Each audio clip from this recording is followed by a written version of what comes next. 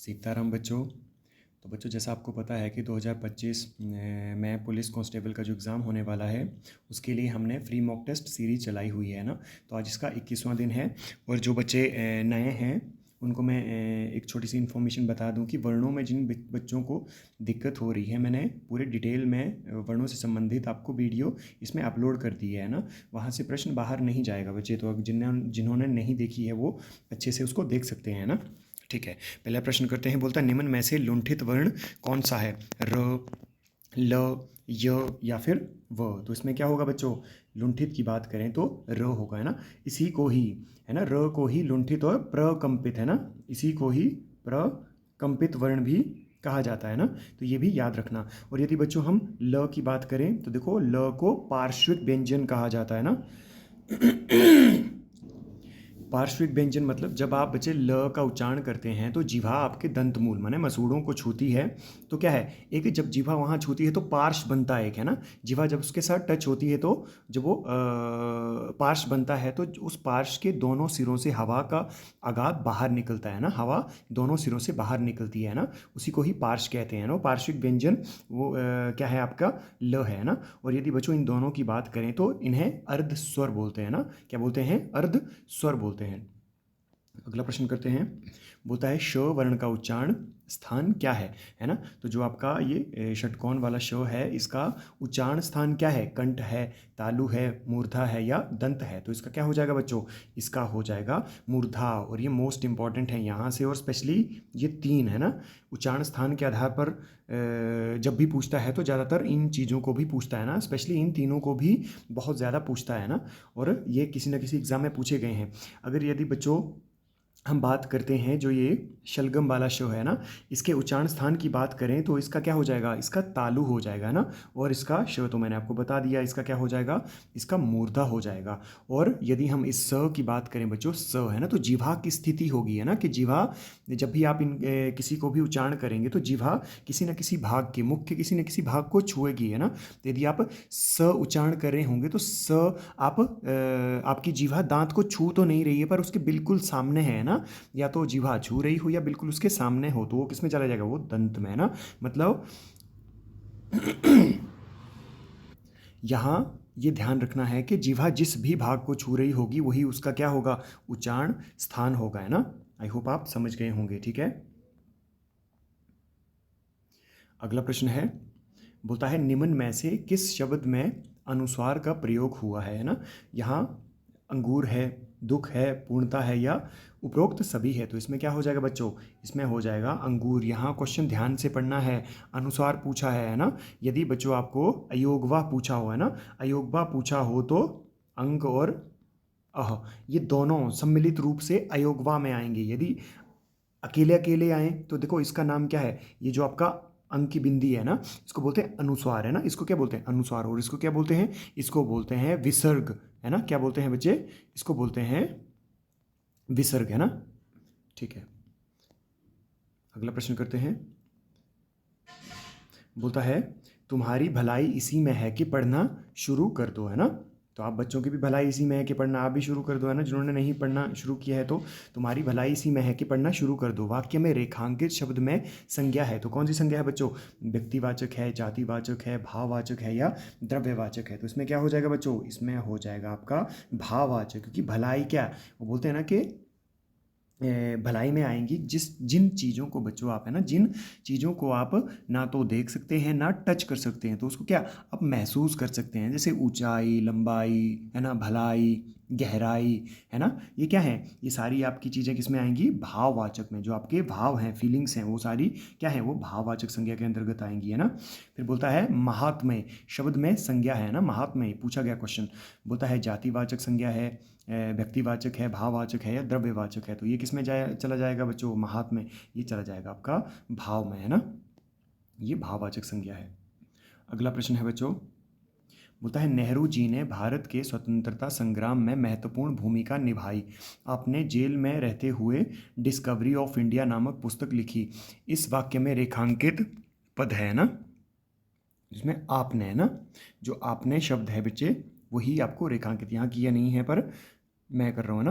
बोलता है, आपने शब्द में कौन सा सर्वनाम है, तो निजवाचक है, मध्यम पुरुष है, अन्य पुरुष है या फिर संबंधवाचक है। तो इसमें क्या हो जाएगा बच्चों, इसमें हो जाएगा आपका मध्यम पुरुष, है ना। मध्यम पुरुष, ये जो आप है, आपने, है ना, तो ये क्या है, ये है आपका मध्यम पुरुष, है ना। और ये बच्चों इसमें देखो दो प्रश्न आए थे इसी ही प्रकार के, है ना। एक हिमाचल प्रदेश, ये जो हमने डिस्कस किया है, इसका है, ये राजस्थान में पूछा गया है और राजस्थान वालों ने इसका मध्यम पुरुष में किया है ना।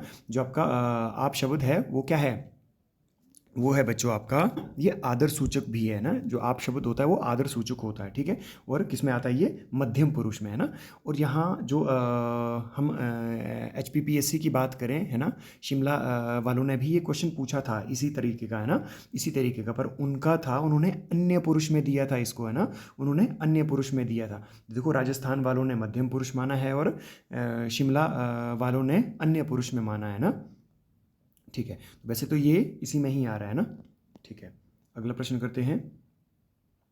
बोलता है अरुण जी डैश हिंदी पढ़ाते हैं, इस वाक्य में रिक्त स्थान की पूर्ति बेटा पुरुषवाचक सर्वनाम से करनी है ना। किसे करनी है, पुरुषवाचक सर्वनाम से। के अरुण जी डैश हिंदी पढ़ाते हैं ना, मुझे अन्य पुरुषवाचक सर्वनाम है ना, अन्य पुरुषवाचक, है ना, ये याद रखना, अन्य पुरुष। तो इसमें क्या होगा, मुझे होगा, तुम्हें होगा, उन्हें होगा या हमें होगा।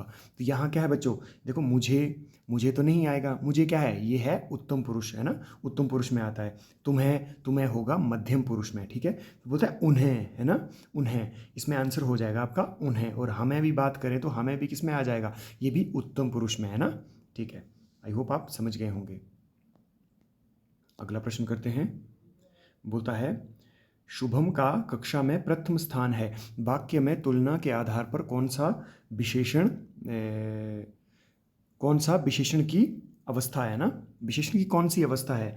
शुभम का कक्षा में प्रथम स्थान है। देखो आपको पता ही होगा कि जो विशेषण है आपके, है ना, हमारे जो विशेषण है इनको 3 भागों में वर्गीकृत किया जाता है ना। एक है आपका स्थान के आधार पर, एक है प्रयोग के आधार पर और एक है स्थान के आधार पर। यदि हम स्थान के आधार पर बात करें बच्चों, पहले आप आंसर दे दो, उसके बाद मैं समझाता हूँ, है ना। पहले हम आंसर कर लेते हैं। शुभम का कक्षा में प्रथम स्थान है, ये कौन सी अवस्था है, तो ये क्या है बच्चों, ये उत्तमावस्था में आएगा ना, विशेषण की उत्तमावस्था में। अब हम बात करते हैं, बोलते हैं कि ये आपकी तुलना के आधार पर यदि बच्चों पूछे कि विशेषण के कितने प्रकार हैं, तो कितने हैं, 3 प्रकार हैं ना। कितनी अवस्थाएं हैं, 3 है ना। एक है मूलावस्था, एक है उत्तरावस्था और एक है आपकी उत्तमावस्था। यदि बच्चों हम मूलावस्था में बात करें तो यहाँ कोई भी किसी भी प्रकार की तुलना नहीं होती है ना। यहाँ बिल्कुल किसी की विशेषता बताई गई होगी, है ना, कि वह अच्छा है, वो सुंदर गाता है, वो, है ना, दूसरे के साथ तुलना नहीं की गई होगी। यदि हम उत्तरावस्था की बात करें बच्चों, तो यहाँ 2 लोगों या 2 वस्तुओं के बीच में तुलना की गई होगी कि नीरज सूरज से अधिक बुद्धिमान है या रिधिमा माया से ज़्यादा लंबी है ना। तो क्या है, 2 लोगों के बीच में ही तुलना हो रही है। और इसमें यदि हम उत्तरावस्था की बात करें तो इनके पीछे शब्दों में तर लगा होता है ना। यदि हम उत्तमावस्था की बात करें बच्चों, है ना, उत्तमावस्था की बात करें तो 2 से ज़्यादा, है ना, 2 से ज़्यादा माने 3 या फिर सब में से तुलना, है ना, सब में से तुलना होती है। तो यहाँ बच्चों आप ध्यान देना है, शुभम का कक्षा में प्रथम स्थान है। बहुत सारे बच्चे इसको मूलावस्था में करेंगे कि इसमें किसी के साथ तुलना नहीं हो रही है सर, यहाँ तो उसकी विशेषता बताई, पर यहाँ देखो शुभम का कक्षा में प्रथम स्थान है। तो देखो कक्षा में एक बच्चा तो है नहीं, कक्षा में बहुत सारे बच्चे होंगे तो सब में से ही, है ना, रिजल्ट वो तुलना हो रही है, तो सब में से, कि सब बच्चों में से कौन, शुभम सबसे फर्स्ट आया है, ठीक है। तो इसमें क्या हो जाएगा, ये उत्तमावस्था। और इनमें उत्तमावस्था से संबंधित शब्दों के पीछे लास्ट में तम आएगा। जैसे एक मूलावस्था का शब्द लेते हैं ना, इनको भी समझा देता हूँ। ये जैसे सुंदर है ना, सुंदर शब्द है ना, सुंदर शब्द क्या है, ये मूलावस्था है, शब्द की मूलावस्था है। अब इसको उत्तरावस्था कैसे बनाएंगे, बस सिंपल है कि इसके पीछे तर शब्द लगा दो, बस सुंदरतर। अब इसकी उत्तमावस्था कैसे बनाएंगे बेटा, इसमें बनाएंगे सुंदरतम, अब यहाँ तम कर दो, है ना, बस इतना है, बहुत इजी है। और यहाँ से मोस्ट है ना, बहुत सारे क्वेश्चन पूछे जाते हैं ना, और है कुछ भी नहीं, पर कॉन्सेप्ट क्लियर हो गया तो फिर बहुत बच्चों वाले सवाल है ना। बोलता है सोनाली बहुत अच्छा नृत्य करती है, वाक्य में प्रविशेषण है ना, यहाँ प्रविशेषण पूछ रहा है। तो प्रविशेषण क्या है, अच्छा है, नृत्य है, करती या फिर बहुत। तो इसमें क्या हो जाएगा बच्चों, इसमें हो जाएगा आपका बहुत। तो एक बात बताओ कि प्रविशेषण क्या होता है। बोलता है कि प्रविशेषण वो होता है जो विशेषण की भी विशेषता बताए, है ना। जो पहले तो ये समझो कि जो संज्ञा और सर्वनाम की विशेषता बताए वो क्या है, वो विशेषण है। पर जो विशेषण की भी विशेषता बताए वो क्या है बच्चों, वो प्रविशेषण है। तो यहाँ देखते हैं ना, सोनाली बहुत अच्छा नृत्य करती है ना। तो ये क्या है, अच्छा क्या है, अच्छा विशेषण है ना। अच्छा विशेषण और विशेष्य क्या है, नृत्य, क्योंकि नृत्य की विशेषता बता रही है। अब क्या बोल रहा है वो, कि बोलता है कि अच्छा नृत्य तो करती है पर कितना अच्छा करती है, बोलता है बहुत अच्छा, है ना। तो ये बहुत जो है वो किसकी विशेषता बता रहा है, वो अच्छा की विशेषता बता रहा है। तो यहाँ बहुत क्या हो जाएगा, ये हो जाएगा बच्चों आपका प्रविशेषण, है ना। अगला प्रश्न करते हैं। बोलता है वह चोर सामान लेकर भाग गया। वाक्य में रेखांकित शब्द क्या है, कि वह चोर सामान लेकर भाग गया। वाक्य में रेखांकित शब्द देखना है बच्चों, संज्ञा है, सर्वनाम है, विशेषण है या सार्वनामिक विशेषण है। तो इसका क्या हो जाएगा बच्चों, इसका हो जाएगा सार्वनामिक विशेषण। देखो यहाँ दो चीज़ें याद रखनी है ना।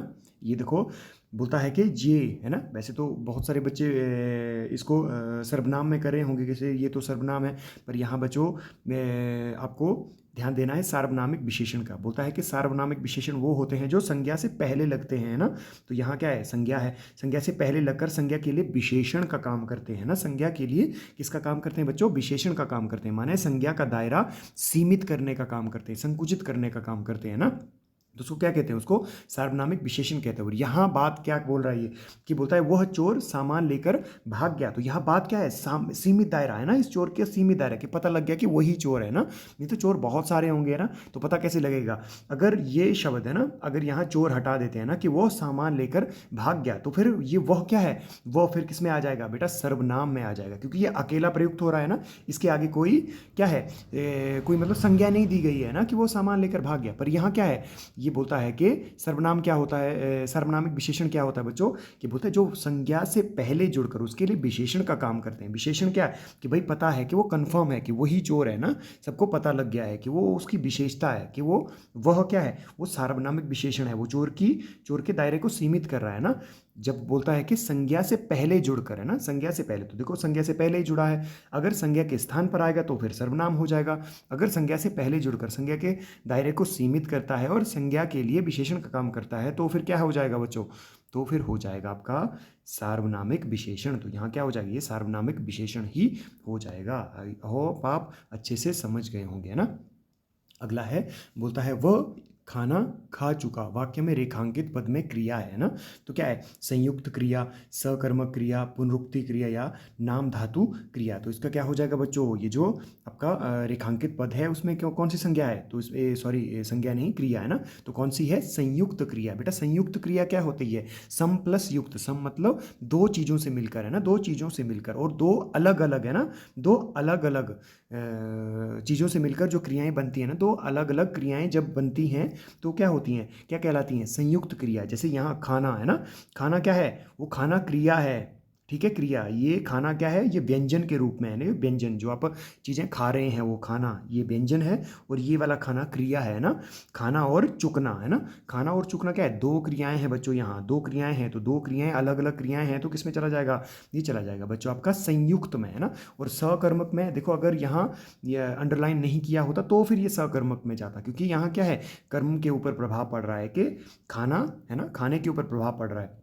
फिर बोलता है पुनरुक्ति क्रिया। पुनरुक्ति मैंने बेटा पहले भी बताया था कि एक ही प्रकार की दो क्रियाएं हैं ना, जो एक ही प्रकार मतलब कि बेशक दो शब्द अलग अलग होंगे पर उसका मतलब क्या होगा, उसका मीनिंग क्या होगा, एक ही है ना। कि जैसे समझना और बूझना, है ना, कि वो समझ बूझ कर काम करता है। समझना मतलब अंडरस्टैंडिंग, बूझना भी अंडरस्टैंडिंग, तो क्या है, वो पुनरुक्ति क्रिया होगी। और नाम धातु क्रिया बेटा यहाँ दो चीज़ों से, है ना, दो, एक आपका संज्ञा से, है ना, संज्ञा से और विशेषण से जो क्रियाएं मिलकर बनती हैं। जैसे संज्ञा है आपका लात है, तो लात से लतियाना क्रिया बन रही है, हाथ है तो हथियाना क्रिया बन रही है ना, संज्ञा से, है ना।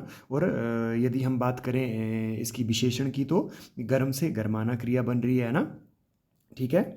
तो ये आपके नाम धातु क्रिया के अंतर्गत आती हैं चीज़ें, है ना। अब अगला प्रश्न करते हैं। बोलता है इस उम्र में सठियाना लाजमी है ना, इस उम्र में सठियाना लाजमी है। वाक्य में रेखांकित क्रिया कौन सी है ना, ये क्या है, सठियाना है ना। तो अब मुझे बताओ, नाम धातु है, प्रेरणार्थक है, संयुक्त है या फिर पूर्वकालिक है। तो इसका क्या हो जाएगा बच्चों, अगर ध्यान से सुनी होगी चीज़ तो यहाँ क्या है, नाम धातु। मैंने बोला कि जो भी धातु है ना संज्ञा और विशेषण से मिलकर बनती हैं तो वो किस में चली जाती हैं, वो आपकी बेटा नाम धातु में है ना। जैसे लात से लतियाना, बात से बतियाना है ना, तो वो क्या है, वो संज्ञा। अब मुझे बताओ कि पहले तो मुझे बताओ 60, ये 60 है ना। तो 60 क्या है, संज्ञा है या विशेषण है ना, संज्ञा है या विशेषण है। तो सठियाना है किससे मिलकर बनी है ना, आपको ये भी पूछ सकता है कि किससे मिलकर बनी है। ठीक है, नाम धातु क्रिया तो है पर संज्ञा से मिलकर बनी है या किससे मिलकर, विशेषण से। तो यहाँ क्या है बेटा, 60 क्या है, 60 विशेषता है ना कि वो 60 वर्ष का है, तो 60 क्या है, उसकी विशेषता है। तो 60 से सठियाना ये आपके विशेषण से मिलकर क्रिया बनी है ना। आई होप आप समझ गए होंगे। ठीक है, बोलता है निम्न में से अक्ष का अनेकार्थक नहीं है ना। अक्ष का अनेकार्थक नहीं है बेटा, कौन सा नहीं है, कील, ज्ञान, धुरी या धन। तो इसका क्या हो जाएगा बच्चे, इसका हो जाएगा धन है ना। धन किसका पर्यायवाची, ये किसका अनेकार्थी है, तो जो आपका धन है वो किसका है, ये द्रव्य का पर्याय, ये अनेकार्थी है ना। ठीक है, अगला प्रश्न करते हैं बच्चे। बोलता है गो का अनेकार्थक नहीं है। तो अनेकार्थक गो का नहीं है, हाथी, आंख, गाय या फिर बैल। तो इसका क्या हो जाएगा बच्चों, इसका हो जाएगा आपका हाथी। यदि बच्चों हाथी की बात करें, देखो नाग है ना, नाग का पर्यायवाची है ये, समझ गए, सॉरी पर्यायवाची नहीं अनेकार्थक है ना, ये नाग का अनेकार्थक है। ये किसका है, बाकी जो भी गो से संबंधित हैं वो बेटा आंख, गाय और बैल, ये तीनों क्या हैं, ये अनेकार्थक हैं ना, गो के ही अनेकार्थक हैं। अगला प्रश्न करते हैं। बोलते हैं निम्न में से मूक का विलोम होगा है ना। मूक का विलोम क्या होगा बच्चों, मुखर, गूंगा, बहरा या कठोर। तो इसका क्या हो जाएगा, इसका हो जाएगा मुखर है ना। मूक क्या होता है, गूंगा है ना, मूक क्या होता है, गूंगा। और मुखर क्या होता है, मुखर होता है बाचाल है ना। तो वही है कि इसका क्या हो जाएगा, मूक का मुखर हो जाएगा है ना। अगला प्रश्न करते हैं बच्चे। बोलते हैं निम्न में से समास का विलोम शब्द होगा है ना। तो समास का विलोम शब्द क्या होगा, संधि, विग्रह, व्यास या फिर भिन्न। तो इसका क्या हो जाएगा, व्यास, समास का, इसका हो जाएगा व्यास है ना। समास का क्या हो जाएगा बच्चे, इसका हो जाएगा व्यास। निम्न में से कमल का पर्यायवाची नहीं है ना। कमल का पर्यायवाची नहीं है, जलज, तामरस, नलिन या चक्रीवान। तो इसका क्या हो जाएगा बच्चों, इसका हो जाएगा चक्रीवान। तो चक्रीवान किसका है, ये है गधे का है ना, ये किसका है, गधे का पर्यायवाची है ना। ठीक है, अगला प्रश्न करते हैं। बोलता है निम्न में से गधा का पर्यायवाची नहीं है ना। गधे का पर्यायवाची नहीं है, धूसर, बेशर, बैशाख नंदन या मरीचि। तो इसका क्या हो जाएगा बच्चों, इसका हो जाएगा मरीचि। मरीचि किसका है, किरण का है ना, ये किसका है, किरण का। यदि मारीचि पूछा हो तो बच्चे, तो फिर किसका है, तो फिर ये सूरज का है ना। ये किरण का है, मरीचि किरण का है और ये मारीचि सूरज का है, इसमें ध्यान रखना है ना। ठीक है, अगला प्रश्न करते हैं। बोलता है पार्थिव को उस विद्यालय में इम्तिहान लेने वाला बनकर जाना है। रेखांकित वाक्यांश के लिए एक शब्द है ना, इम्तिहान लेने वाला बनकर जाना है। तो इम्तिहान लेने वाला के लिए एक वाक्यांश के लिए एक शब्द क्या होगा, विशेषज्ञ, परीक्षक या अध्यापक या समन्वयक। तो इसका क्या हो जाएगा बच्चों, इसका हो जाएगा परीक्षक। जो आपकी परीक्षा लेता है, वो जिसकी एग्ज़ाम ड्यूटी लगी होती है ना, वो उसको क्या बोलते हैं, उसको ही परीक्षक बोलते हैं ना। ठीक है, वीरू और जय में चोली दामन का साथ है। रेखांकित मुहावरे का अर्थ है एक दूसरे पर निर्भरता, एक दूसरे से शत्रुता, एक दूसरे से मित्रता या फिर एक दूसरे से स्पर्धा। तो इसका क्या हो जाएगा बच्चों, ये होगा चोली और दामन क्या है, एक दूसरे पर निर्भर है ना, एक दूसरे पर निर्भरता इसमें आएगा। ठीक है, और बच्चों जिनको भी है ना पर्यायवाची अनेकार्थक वगैरह में दिक्कत हो रही है, तो मैं इसमें अपना व्हाट्सएप नंबर दे रहा हूँ, मुझे आप मैसेज कर सकते हैं ना। और स्पेशली मेरे एकेडमी वाले बच्चे मुझे मैसेज नहीं करेंगे ना, क्योंकि आपको सारी चीज़ें दी हुई हैं ना, ये सिर्फ उन्हीं के लिए है जो बच्चे बाहर के हैं ना, हमारी एकेडमी के नहीं हैं। ठीक है, तो आप इस पर मुझे मैसेज कर सकते हैं। ठीक है, बाकी अपना ध्यान रखिए और आज सीताराम जरूर बोलिए ना। आज तो वैसे भी बड़ा मंगल है ना, प्रभावशाली मंगल जिसको बोलते हैं, बाहर भी मंगल है, तो वो काम जरूर करना जो हनुमान जी को प्रिय है। तो उनको राम नाम प्रिय है, तो राम नाम तो जरूर आज जय श्री राम का नारा जरूर लगा दीजिएगा। ठीक है, सीताराम।